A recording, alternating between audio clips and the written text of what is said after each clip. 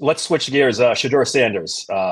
I've seen him go second, third overall, all the way dropping out of the first round. Where do you see him falling in this draft? He's not going second or third. I mean, you look at the teams that draft second and third, the Cleveland Browns and then the New York Giants.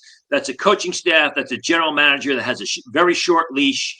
In the case of the Cleveland Browns, they got to win this year. In the case of the New York Giants, if they don't win, they have to play very competitive football and show major signs of progress, which means that they have to get a player with the second or third pick that's going to provide immediate impact in 2025, not 2 or 3 years down the road. And Shedeur Sanders just isn't going to do that.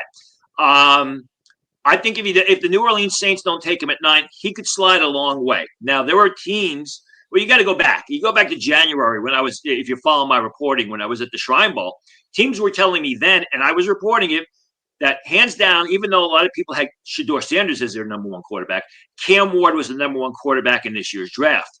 And I think the situation for Shedeur Sanders just got worse and worse and worse. To answer your question, if he doesn't go number 9 to the New Orleans Saints, he could slide, deep into the first round. And maybe it's a situation like I just mentioned with Jalen Milroe, where a team at the top of round 2 moves back into round 1 to get him. There are some teams that do not have a first round grade on Shedeur Sanders.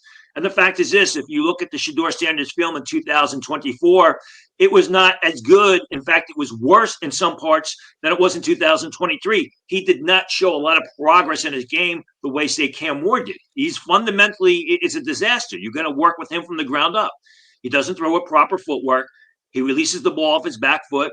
He runs in reverse when he is being when he is being rushed by opponents, which is the worst thing you could do. So he needs a lot of work on his game, which is why a team selecting early that has a head coach and a general manager on the short leash, probably are not going to take him because he's not going to be NFL